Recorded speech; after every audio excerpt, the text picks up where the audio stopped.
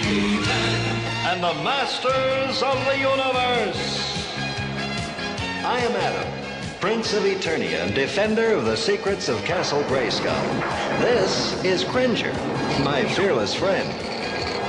Fabulous secret powers were revealed to me the day I held aloft my magic sword and said, "By the power of Grayskull!"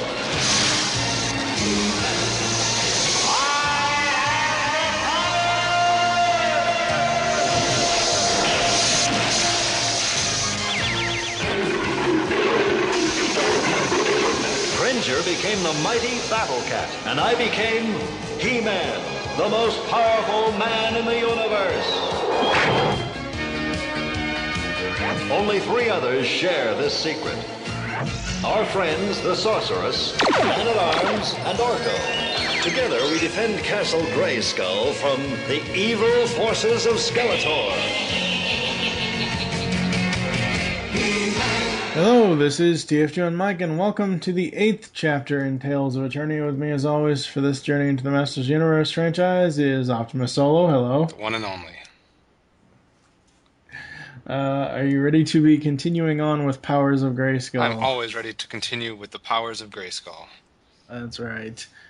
In this episode of Tales of Eternia, we'll be giving you our thoughts on Episode 22, Double-Edged Sword, Episode 23, Quest for He-Man, and Episode 24, Orko's Favorite Uncle. So we hope you're ready, because it's time to go back to Eternia. Thank you for coming so quickly, Your Majesty. You said it was urgent? Where are we going, Duncan?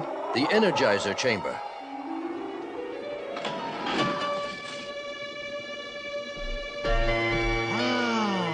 I haven't been down here since I was a boy. There's been no need for anyone to come down here, but there is now. Eternium, the most powerful substance on the planet. This one piece has supplied all our power for centuries. Duncan, what happened? Its energy is almost used up. If that rock goes, everything on the planet would come to a stop. Everything but Skeletor. He'd just walk in and take over. We need a new piece of Eternia. It won't be that easy. Eternium is nearly impossible to find. First up today is Double-Edged Sword. Take it away, Plotman. Double-Edged Sword, Episode 22, air date Tuesday, October 4th, 1983. Written by Robbie London, who we are not unaware about. He wrote Diamond Ray of Disappearance, Disappearing Act, Dawn of Dragoon, and now Double-Edged Sword. I'm starting to think that he cannot write an episode that doesn't have a prominent D word in it. But anyways, plot for the Double-Edged Sword. Man-at-Arms explains to King Randor and Prince Adam that their piece of Eternium, which has powered the royal palace for centuries, is almost used up. In the sands of time, a young boy named Chad and his grandfather discover a piece of Eternium, and a pickup with Tila is arranged. Merman and Trapjaw witness the Eternium moving across the sands of time and decide to take it for themselves. As the villains attack Chad, they soon learn that his grandfather is not all he appears to be. As Chad aims to learn his grandfather's past, Trapjaw, powered by Eternium, duels with He-Man. So our main bad guys are only Merman, Trapjaw, and a brief appearance from Panther. Mm-hmm. No Skeletor, Evelyn, etc., no Beastman. And our masters are our regular good old crew. None of the minor masters and no new people there. And then obviously we're dealing with 2 new characters there, Chad and his grandfather, who I believe goes by the name of Eldon.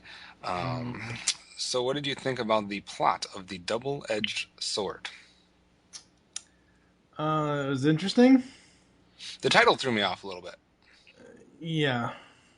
I was expecting it to be something centered around the power sword. Mm-hmm. And it really wasn't. I guess it's more so discussing the Eternium and how it could be used for good or used for bad in this situation.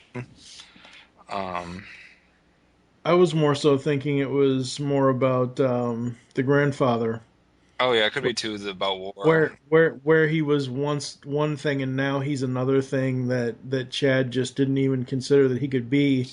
Yeah, or how fighting can be good sometimes, but bad at the same time too. Right. Yeah. But I don't know. I thought this was an interesting plot. I'm going to have some things that we're going to delve more into concerning the plot in our other 2 segments. dealing with the Eternium, which is the main focus of this plot, both good and bad. But as far as like just a general plot, as far as they need some power source, they find something, bad guys are going to try to intercept it. I'm with them with all of that, and I kind of like the setting of this one, and the fact that it's the side evil warriors and not Skeletor manning Yeah. the. So yeah, I don't have a problem with this plot at all. I don't necessarily have a problem with the plot. I have a certain issue with part of the plot, but overall I like it.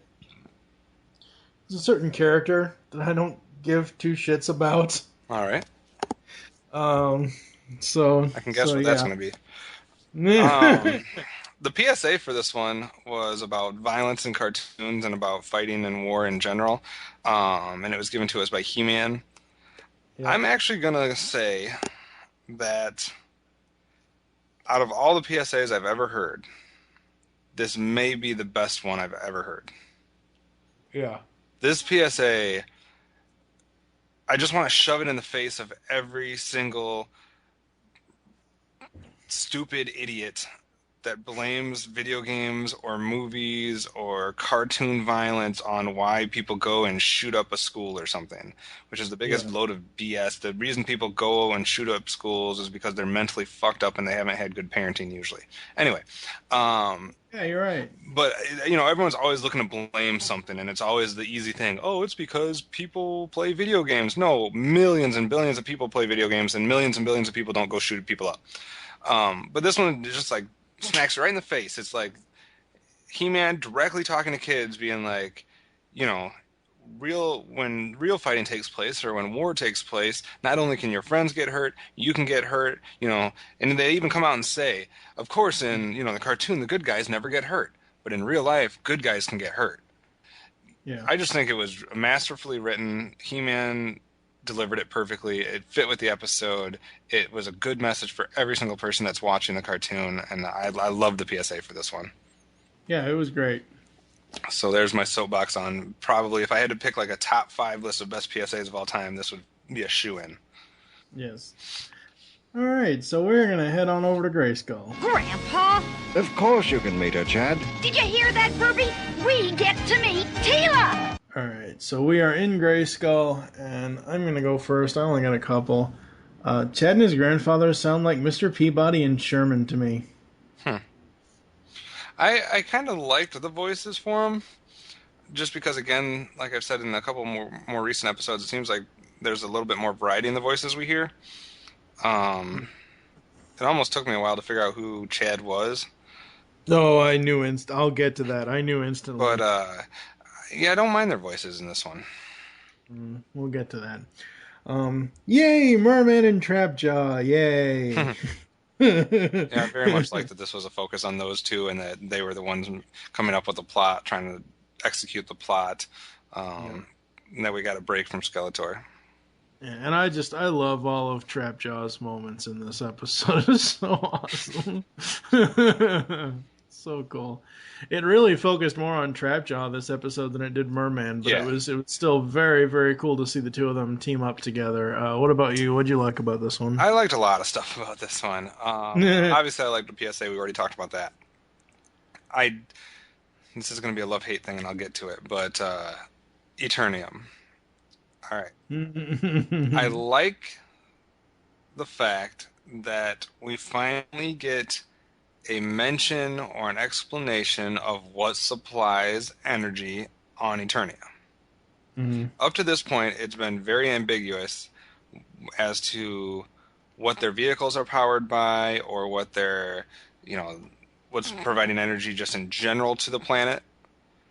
It's been something that hasn't been touched on at all. So I thought it was a good thing that someone decided, in this case Robbie London, to touch on what is providing power at this planet. Power and energy is a huge deal for any planet.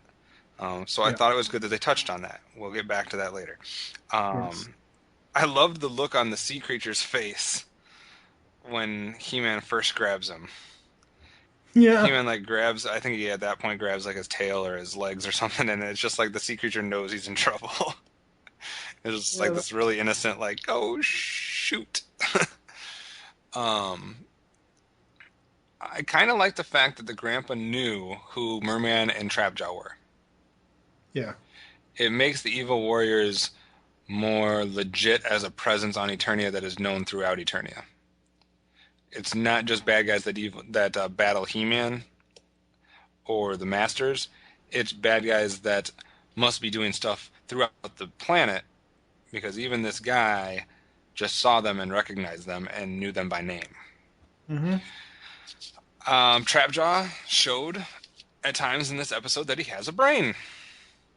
He actually was smart enough to think there is a rock-like substance that creates power or energy.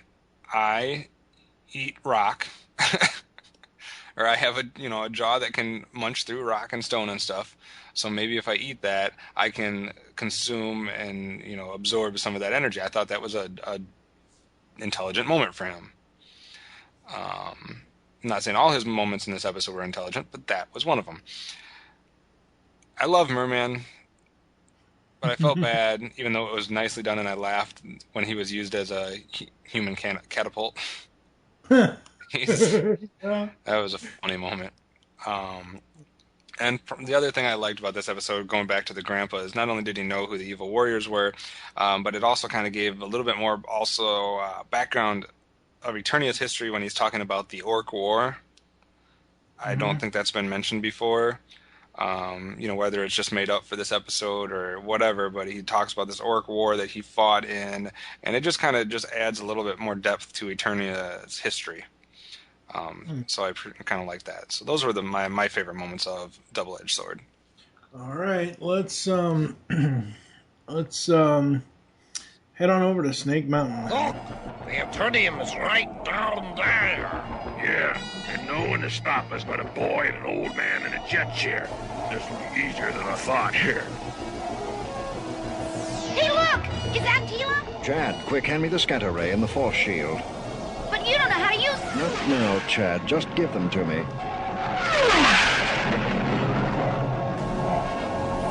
We'll take that, Rock. It is ours. Now leave us in peace. Let's freeze him, Merman.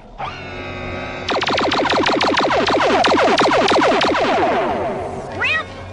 Wow, I didn't know you could handle a shield like that. Let's just see how strong their weapons are. Right, he's too good with that thing. I don't believe it. Why, you're the best shot I've ever seen. There's a lake over there. Get one of them water creatures you control. Yes. I missed. We'll be ready if they show up again. Uh-oh. Now what? I'm getting a distress call from my Spider-Sword. That old man and boy couldn't beat that thing. Turn around! Turn around! It was He-Man who did it. Now we'll never get the Eternium. It was so close I could almost taste it. Taste it? I wonder. Eternium is the most powerful substance on the planet. So? Suppose I ate some of it. Why would you do that? Well, if I ate it, it might make me... It would make you as powerful as He-Man. Right. Then I'll show He-Man a thing or two. So we have trekked into Snake Mountain, and wow, do I have a long list. Interesting. Let's start off with the biggest elephant in the room.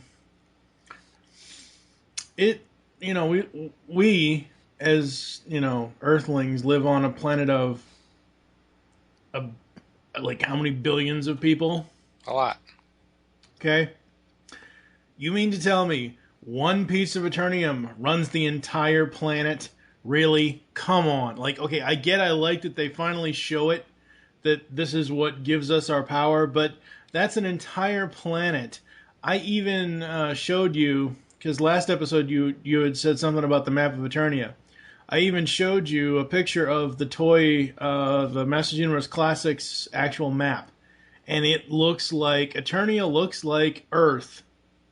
It looks like our world as far as like the positioning of the continents and all that stuff. I'm sorry, one piece of Eternium running the entire fucking planet, that's fucking dumb. See, I don't see it quite as dumb for a couple of reasons. Number one, I don't view it like our planet now, where there's billions of people, and there's all kinds of industrial, their growth and buildings and et cetera. I view it as more like what our planet was like back when dinosaurs roamed the earth, where the actual,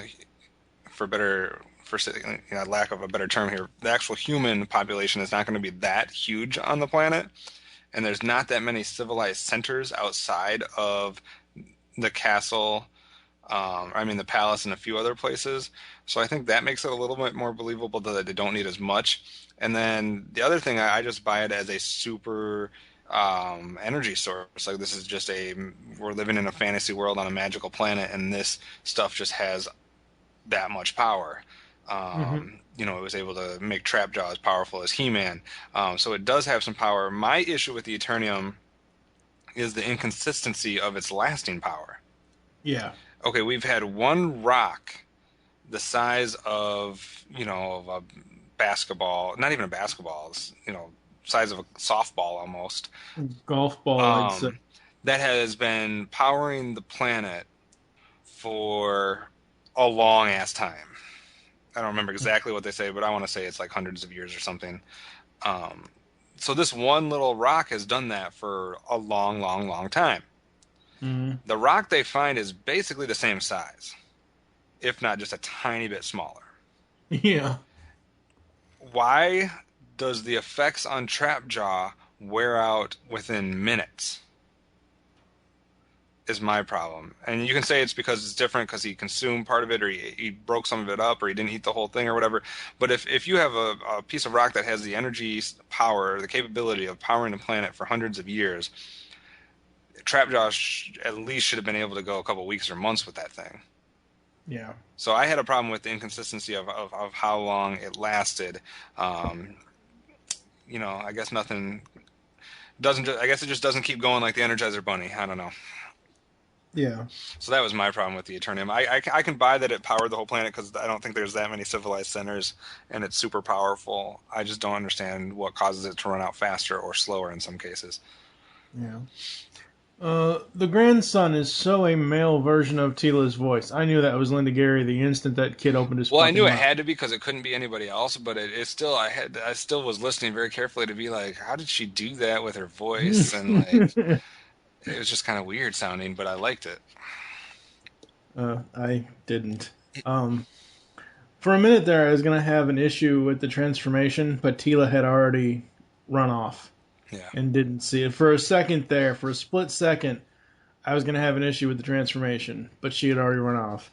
I'm so sick of the Furby animation. When the devil creature is on Chad's shoulder, the back and forth is just, ugh. It was horrible animation. Not a Furby, it's a Burby.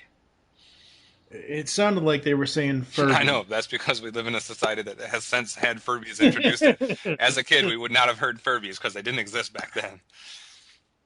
Again, more bad smoke animation. Yeah, there was some. Chad's voice still annoys the hell out of me, even at the end of the episode. Could not stand it. Okay. Everyone always says He-Man is the most powerful man in the universe.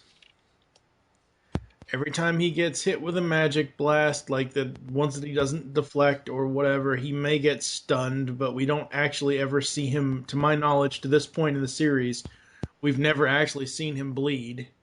Well, you're not going to see anybody bleed on this show. No. I know, but I'm saying I'm coming around to my point here though. Is they say that a mortal has to enter the chamber. I thought He-Man was immortal because.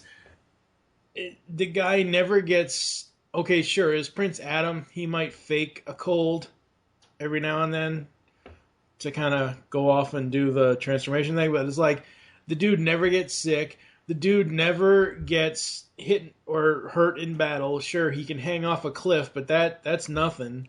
It's like, what is he? Is he mortal or immortal? See, I guess as a kid, I never pictured him as being immortal. I always figured he could die. He's powerful, he's strong, but... Right, but what I'm saying is, like, they... Again, this is where the episode title could come in, where it's a double-edged sword, where it's like, which one is he? Because they specifically say that a mortal needs, so a non-magical being, like Sorceress couldn't enter the chamber, obviously. Right. So that's why I think that he is mortal. Okay. All right. Well, what didn't you like about this one? Besides the inconsistency with the Eternium's lasting power, again, bad characters never value things. Trapjaw eats part of the Eternium and then just throws the rest away. Yeah. If it's that valuable, come on, guys, be a little bit smarter. I know they're bad characters, so maybe they're not supposed to be smart, but I get sick of watching bad characters drop and throw things that are important throughout cartoondom. This is just a nitpick, but I believe they called it a jet chair, the futuristic wheelchair that the grandpa is in. Yeah. All right. In one of the opening scenes, I don't understand why all of a sudden the jet chair went into bucking bronco mode. Yeah. Like, the grandpa's just explaining something or doing whatever, like just talking to his grandkid or whoever he was talking to, and then all of a sudden his jet chair is just like bucking up and down for no reason whatsoever. I'm like, is he doing that on purpose? I don't quite understand what's going on right now. Maybe the chair was looking for its mate. I don't know what was going on. The chair was getting into a mood that it needed some loving, I guess. Oh, God. Wait a second. This was 83, right? Yeah. Damn, it's a few years shy of Cherry. Yeah. But, yeah, I didn't understand the bucking Bronco jet chair. Yeah, bucking Bronco jet chair. For people that want to understand my reference of Cherry, go listen to Telecast Pee-wee's Playhouse episelse because, that chair essentially molested Pee-wee. Yes, and this chair was molesting the grandpa, I think. Yeah. Or else the grandpa was getting off in front of his grandson without his knowledge. I don't know.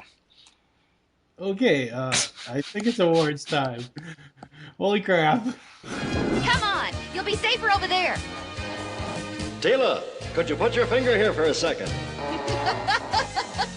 That should hold you long enough for us to be on our way.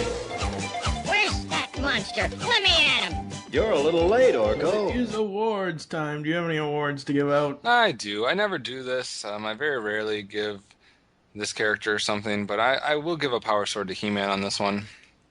I thought he was good throughout the episode. He didn't bug me at all. You know, he smashed the Eternium back into a rock. He flung the sea creature around. He did everything he needed to do. Fought with Trapjaw and did all that all right. And then he delivered a flawless PSA, so I'm giving a power sword to He-Man. I agree. I'll give one to him as well. But at the same time, on the other end of the spectrum,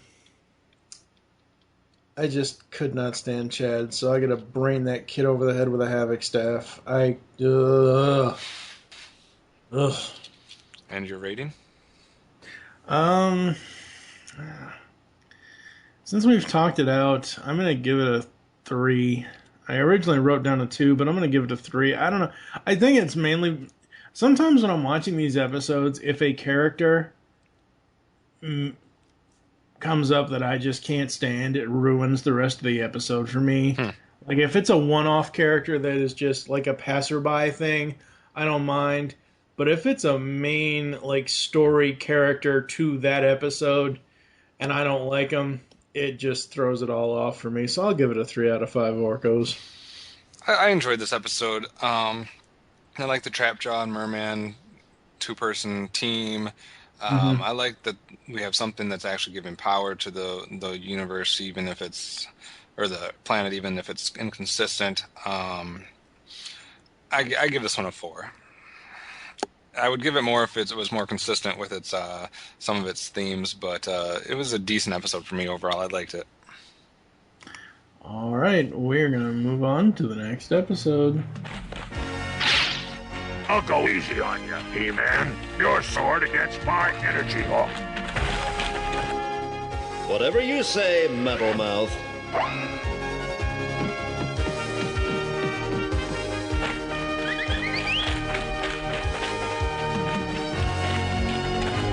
What is this?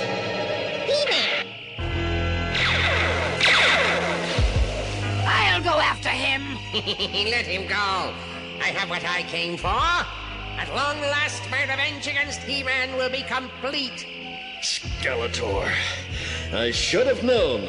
Your mistake will cost you dearly, old enemy. I'm about to rid Eternia of your hated presence forever. You'll feel nothing, He-Man, but you will no longer be a problem to me. By the powers of darkness, evil, and fear, I command He-Man's memory to now disappear.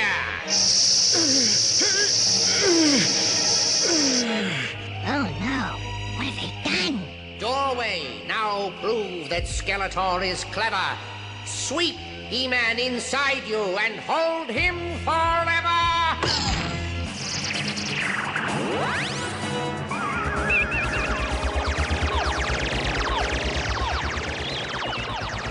Up next is Quest for He-Man. Take it away, Plot Man. All right, Quest for He-Man was obviously airing on Wednesday, October 5th, 1983, so this is our midweek episode. Did you almost say Quest for He-Man? No. And it was written by our friend Paul Dini, who has a tendency of going after one character at a time, because he's done Teela's Quest, he's done Evil Lynn's plot, and now we're on Quest for He-Man. So he likes to delve into those characters a little bit. He also, of course, did Creatures from Tar Swamp and Prince Adam No More and the Shaping Staff, which we've all reviewed so far. So the plot for Quest for He-Man goes as follows. Skeletor launches an attack on the Royal Palace. When He-Man is drawn away, the villains trap him, erase his memory, and banish him to the crossroads of all universes. The sorceress summons Zodak, who gives Orko a wand that he promises will guide Orko to He-Man on the mysterious polluted planet of Tranus. He-Man meets a strange cast of characters. Orko, Ram-Man, and Cringer form an unlikely trio intent on rescuing He-Man from Plundor, which is an evil pink rabbit. So our bad guys on this one are Trapjaw, Triclops, Skeletor, and Evil Lyn while they're on Eternia. So we did get to see kind of a rare occurrence of Triclops. And then, of course, once we get to Tranus, we see Plundor as the main villain. Masters, we have the regulars. Like we said, a little bit more featured with Ram-Man, Cringer, and Orko. Then we got to see a brief sighting of Stratos. And, of course, the introduction of Zodak, along with, on the planet of Tranus, Gleedle, the bird lady, and her cat. Yeah. So those are the characters we see. And what are your thoughts on the plot here? Again, Skeletor is thinking outside the Havoc staff here. He's not just doing your, I'm the villain of the week plot. You know, he's not just doing that. And I like that about this episode. I like that it's completely different. I like the fact that he tries to send He-Man to a different dimension. This episode, really quickly before you go, this episode actually reminds me of the Child's Play from G1 season 3, where they end up in the little bug boys room and there's toys. What were you gonna say? No, I was just gonna say I thought the Evil Warriors were really excellent in this episode. They came up with a good strategy and a good plan to lure He-Man out. They had a trap waiting for him. It was just a completely thought out process. Like we're gonna have such whoever it was, Trapjaw, get captured, or Triclops, whoever it was. We're gonna lure He-Man out. We have a trap waiting for him here, and then it's so much further, because now we're gonna erase his memory, which is going to serve a purpose, because if we're going to erase his memory, he doesn't know he's He-Man, he doesn't know who his friends are, he's not going to be able to come to their rescue because he doesn't know who they are. But then even to take it a step further and be like, we're not just going to take the chance that we're going to erase his memory and things are going to be fine. We're going to erase his memory and then send him somewhere he's never been, where he can't get back.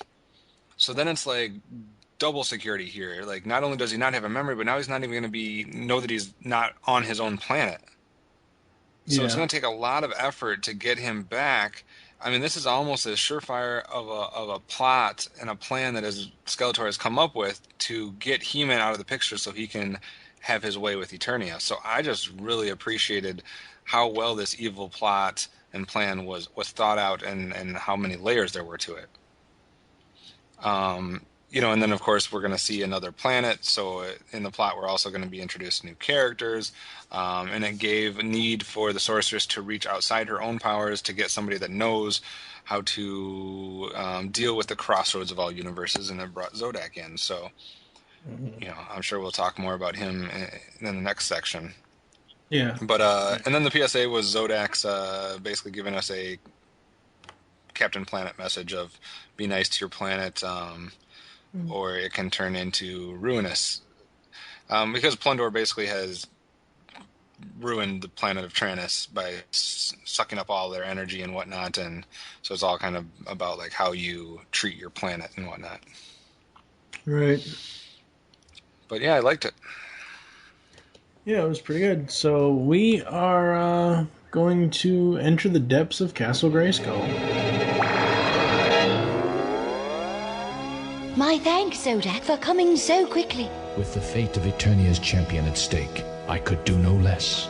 Oh, gee, Mr. Zodak. Sir, could you really bring back He-Man? Though I observe all that happens in the cosmos, Orko, I cannot use my powers to change things. I can, however, give you this. The wand will work with your magic and will guide you. I can tell you no more than that.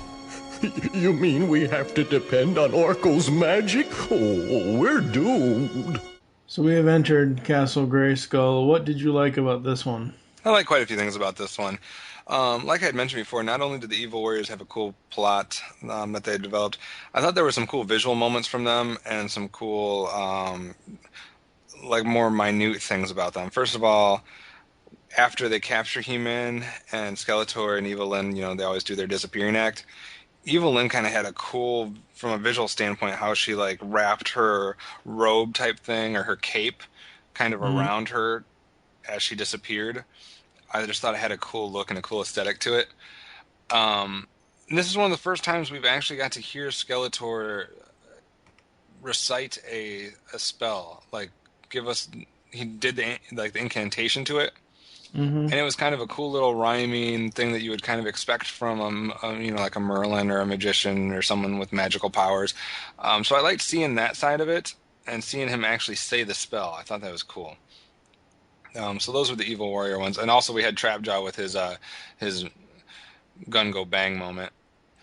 Where Orko gets it, so he shoots, and it's just like a little flag that says bang. That's always funny. I thought. Oh yeah, that's in the. Yeah, it's almost like a Looney Tunes moment. Yeah. I thought this episode was a great episode for Ram Man. Being one of the three that got to go to Tranus, we got to see a lot more than we usually do from Ram Man. Him bouncing around, busting through things, having some clever lines, especially when they're doing the time travel, and he's the only one that's just chilling. He's just this is the only way to fly. And just kind of being his lackadaisical, easygoing self.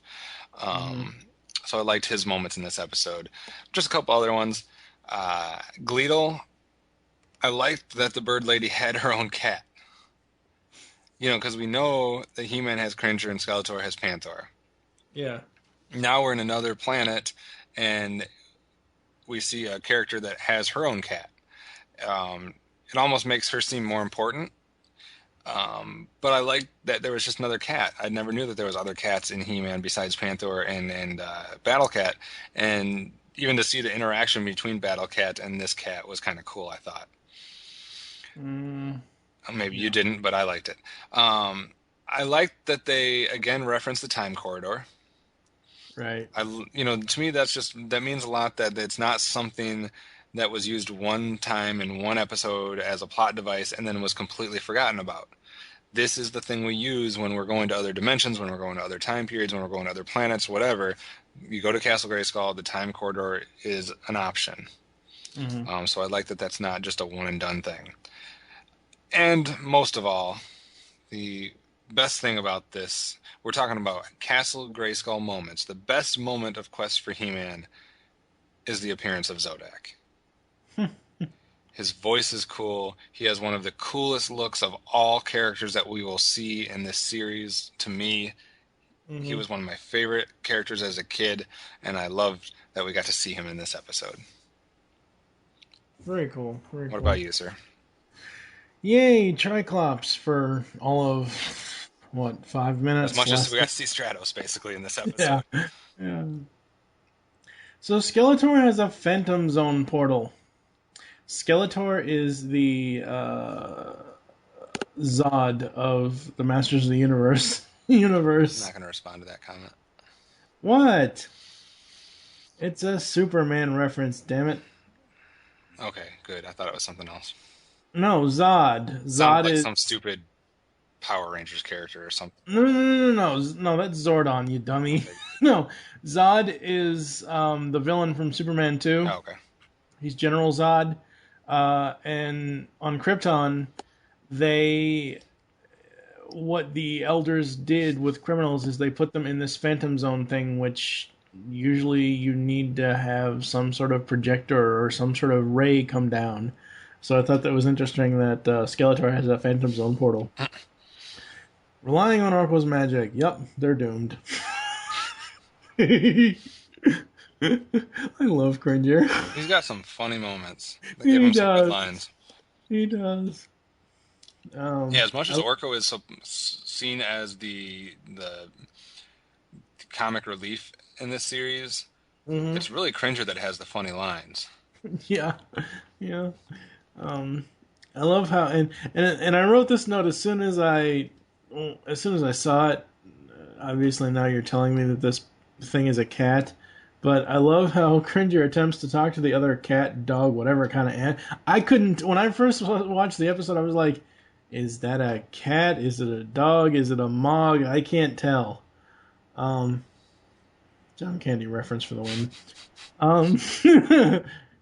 Ram-Man doing his thing is just awesome. Boing. And I do agree with you. I love seeing the introduction of Zodak. I thought that was really cool.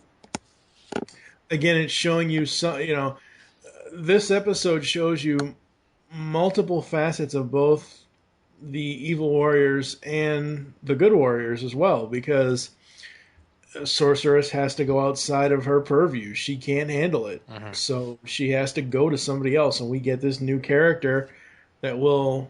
For being someone that's supposedly as all-powerful as she has lots of limits. I'm just saying.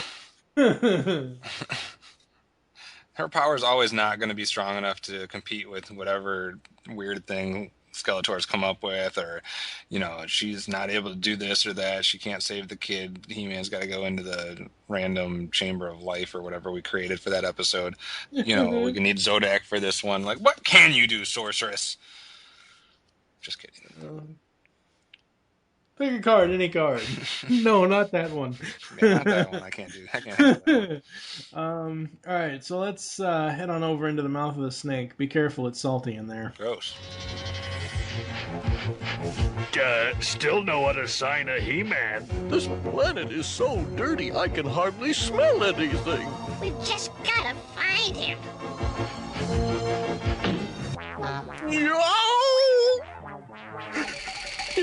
It's a monster. I don't think this friendly pooch would hurt anyone. In fact, maybe you could ask him if he's seen He-Man, Cringer. Grr? Growl? Snarl? He says his mistress and He-Man were taken away by a giant robot.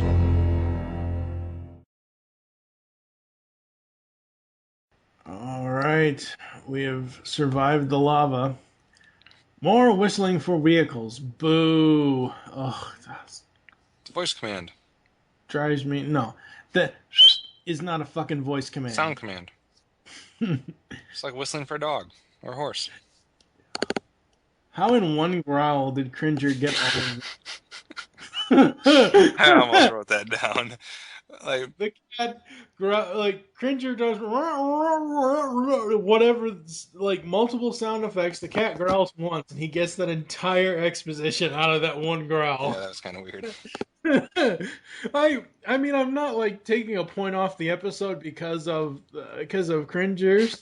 I just thought it was a funny moment, but it was like one. Because it was like he didn't even know what to say. He's like trying to make cat noises or something, and then he actually growled at one point. And then the other one was just like, wow. And then it was like, oh, this has happened. Yeah, it was funny. Yeah, it was funny. The transformation restores his memory. Cop out much? Yeah, I can kind of see that as being a cop out. I kind of didn't let it bother me. I just figured that saying the incantation, even though it was kind of a weird moment because he was already He-Man. But I guess he just didn't know he was He-Man. But he was already He-Man, and then he does the sword, says the thing, and apparently that channels the power of Grayskull, which can solve some issues. You know, I can see people having an issue with it. It didn't bother me as much as I thought it might, but I can see where you're coming from on that one. Well, it didn't it's not going to take away off my score on here, but it's at the same time, it's like, I just had that thing of, transformation restores memory. Cop out. It was just one of those moments where I just cop out much. You know, it's one of those things where. Yeah, it was kind of an easy way to do things, but I don't know what else they would have done to get him to.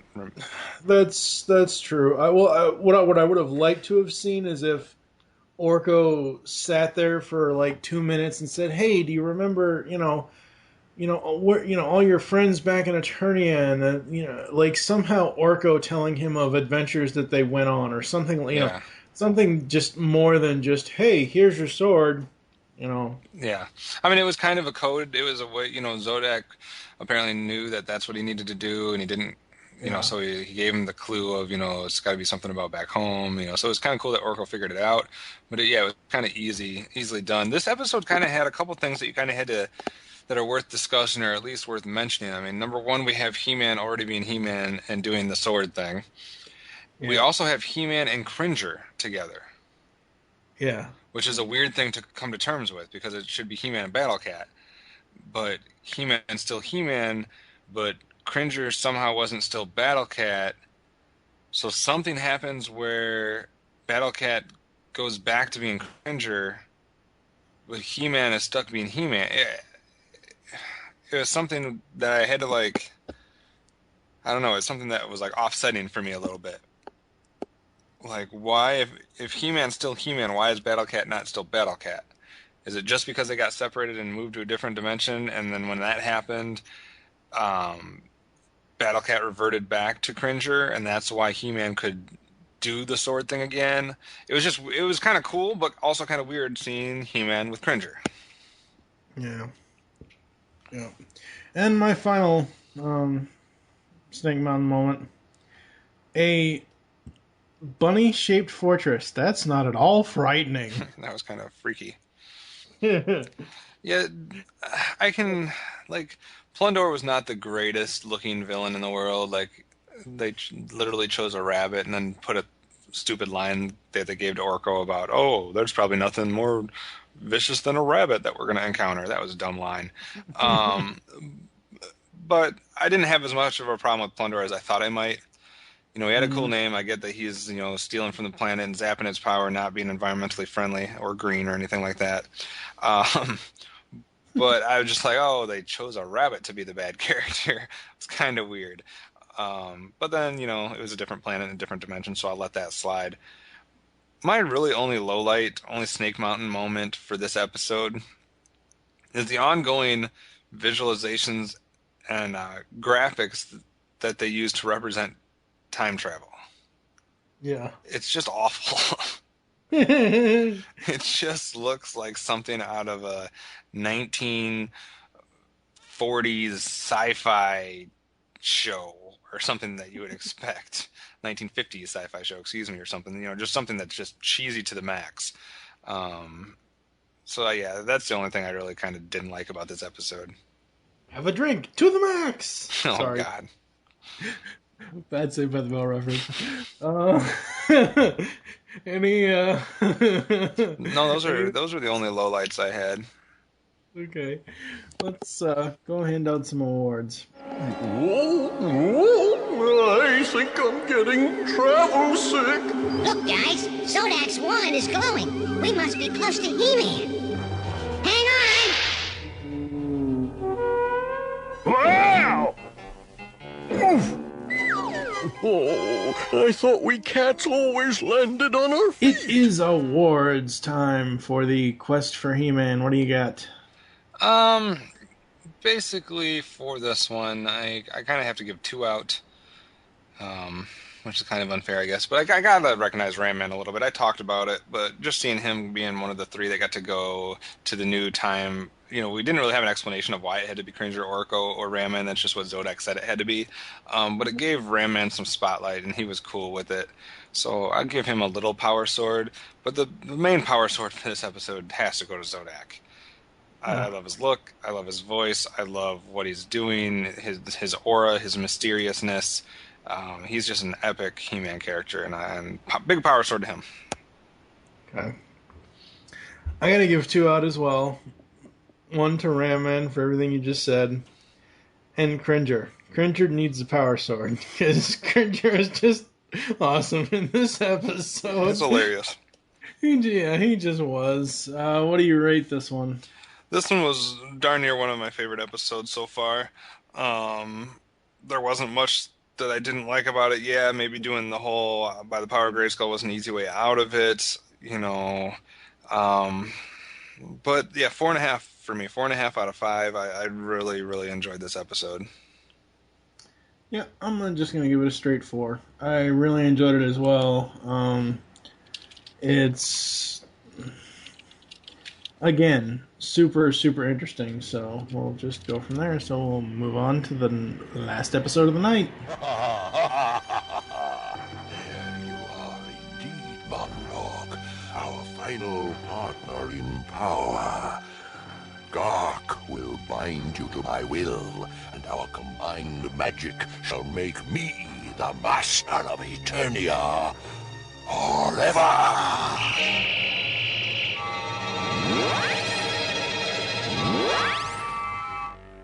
Gark, am I happy to see you?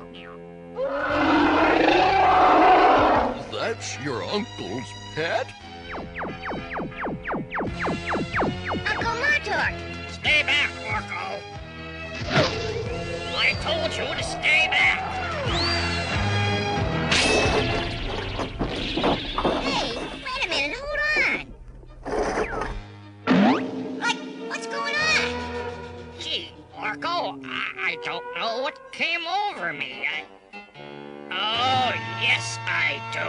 I have regained my powers to serve Thoron, my supreme master. Adam, what's he talking about? Toron's an evil wizard, and he seems to have put your uncle and Gark under a spell.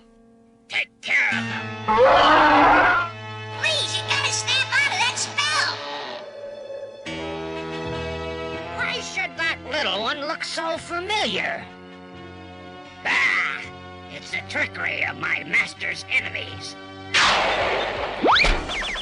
And finally, we're going to be talking about Orko's favorite uncle. Take it away, plot man. That's right. It's Thursday, October 6th, 1983, and like you said, it's time for Orko's favorite uncle. Little disclaimer here, though, before I go any further. For anyone who's ever had an issue with us going in chronological order as far as air date, this episode is proof that is how you should view this series.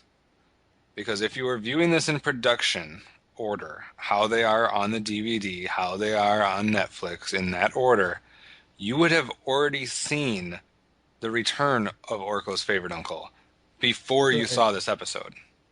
Right. So this is why this should be viewed in this order. This is supposed to be his first appearance. This is supposed to be the first episode that you see that has him in it. So that's why it makes sense to do it this way. Because as a kid, I think I would have been confused if I saw Return of Orko's Favorite Uncle before I saw Orko's Favorite Uncle. Yeah. But anyways, like I said, it was Thursday, October 6th. This episode was written by Douglas Booth, who most people should at least be somewhat familiar with. This is the first He-Man episode that he wrote that we have talked about. And the plot goes something like this. Thoron uses his powers to summon powerful beings from other worlds. One of them being Orko's uncle Montork and his pet Gark, who are transported from Trala, but arrive in separate locations. Montork arrives just as Prince Adam, Cringer, and Orko are trying to fend off a manticore. Safely back at the royal palace, Montork tells of his arrival on Eternia, just as Thoron appears and possesses him.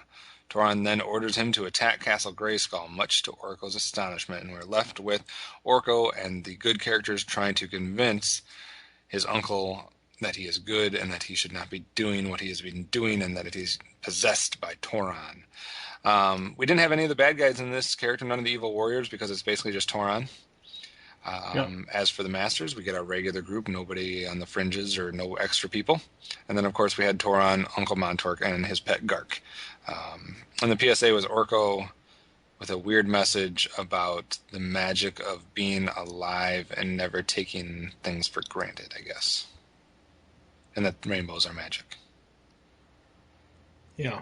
It was a weird PSA. Anyways, thoughts on the actual plot of the story for you? Well, I gotta start with the PSA. Oh my god. I didn't know what exactly he was trying to say. I don't know if he was trying to make a play that there is a god and that rainbows can't just be happenstance and that there's something higher power creating that, or if he was literally trying to make the message that there's just magical things. Like, it was just weird. I don't know, but apparently they have weed on Eternia because Orko was smoking some weed when he... the overall plot is interesting. I'm glad that we're getting more characters from Trala. Yeah. Not just Orko and Driel, and not just... Because in the one Driel episode that we've had already in Tales of Eternia, she was like, Orko, he has to save the other Trallans, and you just see a random...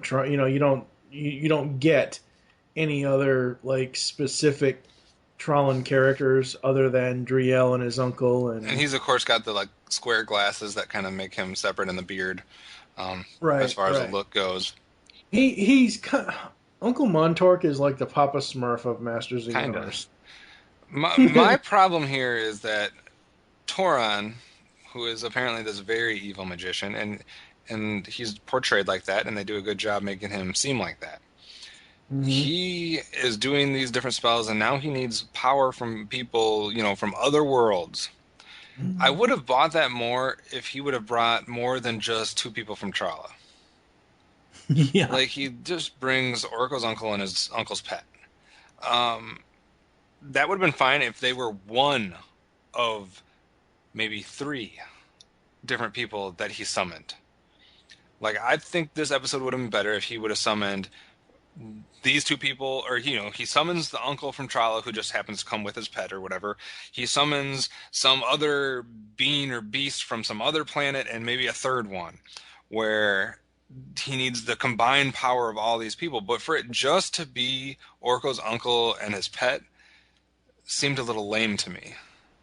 Like, it almost took away how powerful this man was supposed to be, that he's relying on a Trallan, or whatever we call these people. I get that his uncle's powerful and has powerful magic and can do a lot, but I think it took away some of the effect of how mighty and magical Toron was. Yeah, it essentially turned him into a villain of the week. Yeah, I just think it would have been cool if they would have grabbed a couple people from other planets as well. And then the uncle would have been one of the group, and then that would have been their way to defeat the group, was to use the connection with the uncle and to sway him to turn on Toron or something. I just think this episode had potential that was not reached. No, I so agree, yeah. And it just became kind of weird. It was almost boring to me at times. Yeah, it was very, very, very like strange. I've seen this before. You have a character who is under some type of spell, or who is working for evil, and we're going to have to convince him that, no, you're not evil. And, at the end, he's going to snap out of it, and everything's going to be fine, and all plots are going to be foiled. I don't know. I just wasn't entertained by this episode. I'm surprised there wasn't a sword with a jewel in the center of it. Yeah. Yeah. Whoops. Jumping ahead anyway. All right, so we're going to... We command the drawbridge open. We're going to head into Grayskull. Yes. Oh, come on, Cringer. What is it now? Did you see a mouse?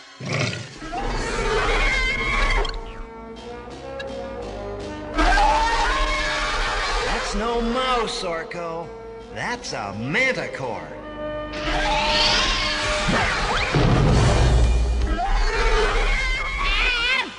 Quick, the power sword! by the power of... Well, team, any other ideas? I don't know. I'm all out of magic. That's the first good news I've heard all day. Alright, we are here in Grayskull, and I only have got 3 here. I just love Cringer's smartass remarks. Cringer's becoming an all-star on this show. Yeah, he really is. I mean, because, like, see, that's the thing, like, yes, Cringer is a fraidy cat, no pun intended, but he has some of the more comedic moments where when he's Battle Cat gets a good one-liner every now and then, but normally Battle Cat is, I'm all serious, and we need to save He-Man. Come on, let's go. Put her on my back. I'll carry her. Sorry. Again, jumping ahead. Cringer makes his exit. Again, showcasing the lines that just that they give him. Mm-hmm. So awesome. Enough of this writing. I'm gonna levitate. Why didn't you do that in the first place? That was kind of a funny scene.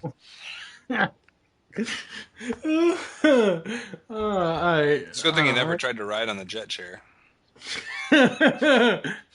Talk about a bucking bronco. But yeah, what did you like about this one? I liked Toron's look. I liked his voice. I liked the awesome. Yeah, I liked the effects that they used when just his head would show up when he was kind of like, speaking to a group or possessing the people or whatever. It was kind of a cool, like, somewhat transparent look, and the way his floating head would appear. So I thought Toron had a lot of potential in this episode. I guess we'll leave it at that. I mean, yeah, he had a lot of potential that just kind of fell to the wayside. Yeah, I mean, it was just a type of episode where I watched it, and there was never a time where I just thought, oh, that was cool, I should write something down about that. I just never had those moments with this episode where I was like, I'd never felt like jotting anything good or cool down about this episode. I will say his entrance with the lightning and the thunder and all that, I really, really, really dug that. I thought that was cool.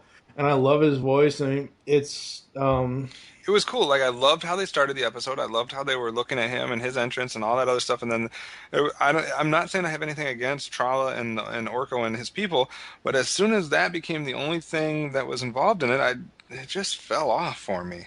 Yeah. Yeah, no, I can see that. I can definitely see that. The thing with Toron, it was a great character design, amazing voice, done, I believe, by Alan Oppenheimer, which he usually does a lot of the other villain voices that aren't, like, because Alan Oppenheimer has this thing where, like, we know he's Man-at-Arms, we know he's Skeletor. Right. And they are two very, very different, like Man-at-Arms is pretty much what Alan Oppenheimer's voice is for the most part. It's a little varied, but I've seen him in like interviews and conventions and stuff like that. That's pretty much his voice. Skeletor obviously is slightly different, very different, but like Toron is kind of like a deeper, darker, slightly different tonal version of Man-at-Arms, and it was so well done and it was so good. But again, Toron is a character that I don't know. I haven't looked. I don't know if he ever comes back, but it's like these episodes with these one-shot villains. Like, what was that one in the shirt skirt episode that people like? Jarvan. Yeah, Jarvan. Does Jarvan ever come back? No, I don't think so. Like I said, I'm not looking at anything to see if he does. But if he does, we'll be surprised. So don't ruin it. Yeah, exactly.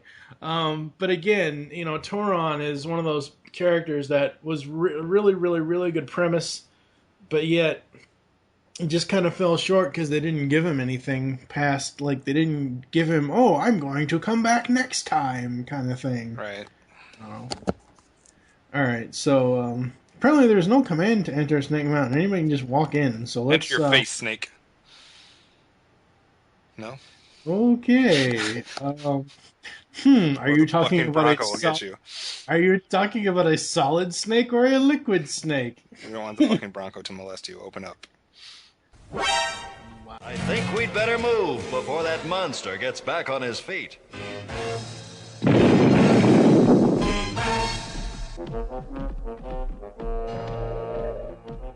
Where did he come from? Would you believe it if I told you it was my magic? Nope. Then I won't tell you that. Alright, so we are in the dungeon of Snake Mountain. I hope that Toron guy doesn't end up I hope we don't end up seeing him, he's just a minion of Skeletor. Yeah. Which I don't think he is, but you know how that kind of happened with, what's that other stupid character's name? The one that He-Man told that he had his own not Daymar. Granamir? Not Granamir. The other one that you like. Crap. The one that was, the one in the Driel episode that was stealing the energy from the Trollans. My mind has gone blank. I don't remember what the whole stupid character's name is. Wow, mind control. Yay. Oldest plot in the book. That's all I got. I really enjoyed this one overall, but I only found 2 things negative to write down about it. What about you? I mean, besides the crappy PSA, to me, it's there wasn't, like I said, I watched it and I didn't find anything real great to write about it. I didn't find anything that stood out that that was a cool moment, or I really enjoyed that moment. At the same time, was there animation errors and stupid looking moments and bad voices and visual things that were wrong? No, none. There wasn't any of that stuff. I mean, the episode was done fine. It just wasn't, for me, there was nothing to write down either way. There was nothing good about this episode. There was nothing bad about this episode. It was just an episode that I will be fine if I never watch again.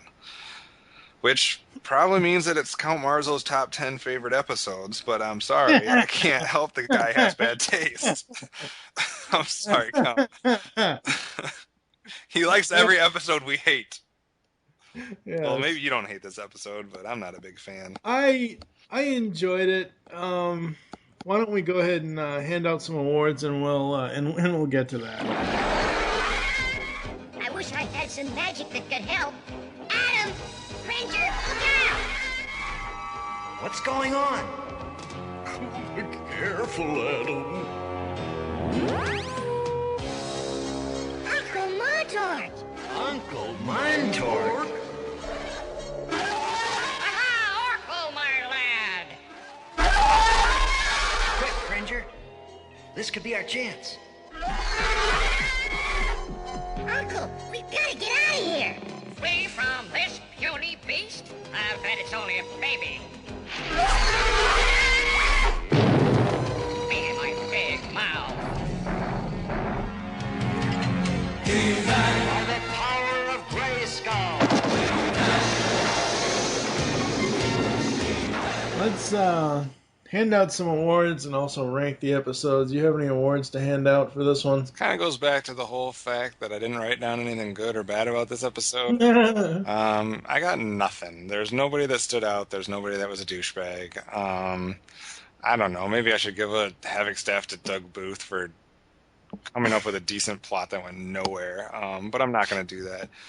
I gotta look this guy up. Apparently, I'll give him a pass on this one. He did Transformers episodes and some other stuff, I'm pretty sure. I don't know, but I'll give him a pass on this one. I won't beat him over the head with anything for failing with the potential that this episode had.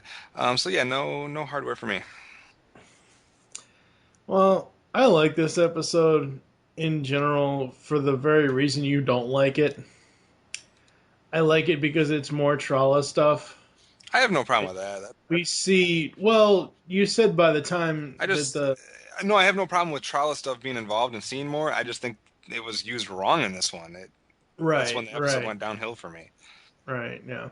For me, I liked it. I thought it was great seeing Orko and his uncle interact. And again, between Orko, his uncle, and Cringer, they were all great characters in this episode for me. So I'm going to give 2 power swords out, 1 to Orko and 1 to Montork as well. I thought that was really, really good characterization, family characterization. The PSA, if it had been something like to do with family, it would have been better, but again, I don't know what kind of stuff Lou Scheimer was on when he wrote that one. If he wrote it. I don't know if he wrote it. Yeah, if he wrote it. For the record, Douglas Booth, we'll see 4 more episodes in He-Man that he wrote. He wrote 9 episodes of Transformers, okay, including A Plague of Insecticons and City of Steel, Sea Change, Aerial Assault, Decepticon Raider, and King Arthur's Court. Oh, God. Okay, I get it. What do you rank Orko's uncle? I mean, like I said, I don't want to seem like I'm completely hating on this episode. It is not the worst episode we've reviewed so far. It's just not the best either. So I'm just going to stick it right in the middle as nothing good, nothing bad, 3. Yeah. I agree. Even though I like the Trollin stuff, even though I like Orko and his uncle together, and I like the Cringer stuff, the villain was so poorly used and not even set up to come back at all. Yeah, it's a 3 out of 5 for me. In agreement. Wow. Yeah. So with that, we're going to head to an ad break. You're going to hear these PSAs, one of them completely off the wall and the others as well, and ads and all that good stuff, and we'll be back after this. Sometimes movies and television adventure series like this one make it seem as though shooting a gun, fighting, and taking chances are fun and exciting things to do. And what's more, the good guys never get hurt. But in real life, people do get hurt, even killed when they fight or use guns. Make-believe can be fun, and there's nothing wrong with imagining great adventures. But never forget that when it's the real thing, someone can get hurt. Even the good guys. Even you. Grab your helmets because it's time to assemble Mask. The Geekcast Radio Network has launched Masked Mayhem with your hosts OptimusSolo and TFG1Mike. This podcast covering all 75 episodes of Mask will feature in-depth analysis of every episode, talk on the toys, and more. Masked Mayhem will run 30 podcast episodes. You can find us in iTunes and on www.geekcastradio.com. Get your spectrums ready as podcasting is the ultimate weapon. Like animation? Come listen to Animation Aficionados. And if you disagree with us, you could be a guest on a future show.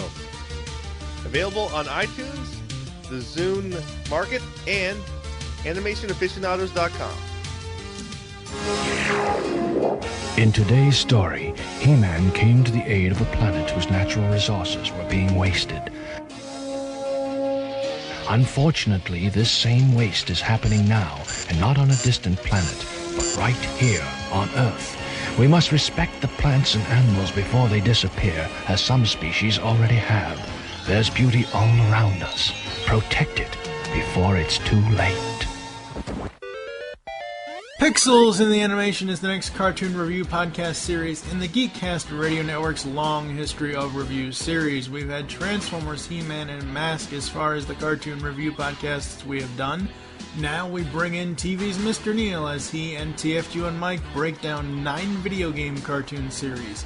Steve Megatron will join us for the Mega Man and Sonic episodes. We will be reviewing and analyzing every episode of the Mario, Zelda, Captain N, Mega Man, Donkey Kong, and Sonic cartoons. You can expect us to go in-depth and also talk about the game franchises that spawned these cartoons.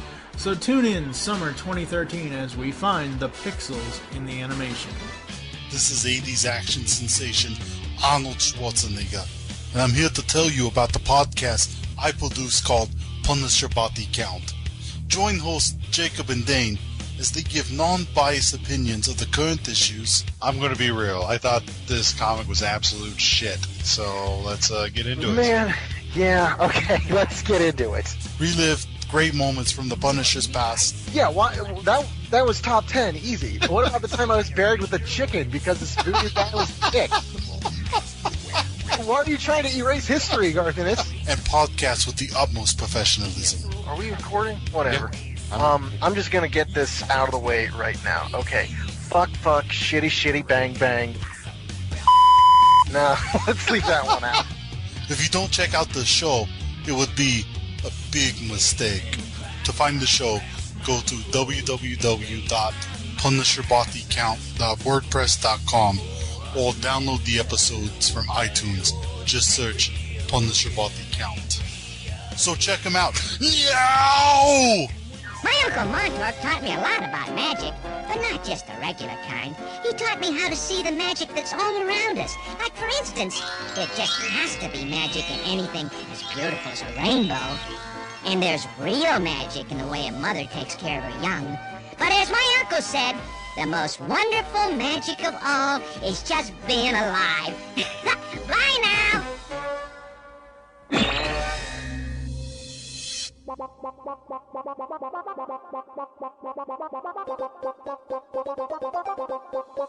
You can now hear the Geekcast Radio Network while on the go with Stitcher Smart Radio.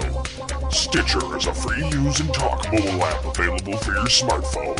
And when you download Stitcher to hear Geekcast Radio, you'll have a chance to win money. Downloading is quick and easy. Just find Stitcher in the App Store. During registration, hit the promo code box and enter Geekcast Radio, all one word, to get automatically entered to win $100. The latest episodes of the shows will be waiting for you in your favorites. You'll get access to lots of other amazing shows too. Always available to you on demand, no syncing. It's Stitcher Smart Radio. Don't forget to enter promo code Geekcast Radio when you register. Tooncast is dedicated to the cartoons we grew up with. 100 episodes and more make up one of the GCRN's most popular podcasts. Join hosts TFG1Mike, OptimusSolo, Terror the Rising Star, and tons of guest hosts. We also have voice actor and writer interviews. Tune in to Tooncast as we look back on the cartoons that defined us as geeks. You can find Tooncast on iTunes and the web at www.geekcastradio.com. Tune in. He-Man! Always He-Man! So we are back, and it's time to talk about some overall thoughts on the series so far after watching these 3 episodes. Yes. As far as my overall thoughts, I did get some of the stuff that I've been looking for. I'd been yearning for new characters, etc.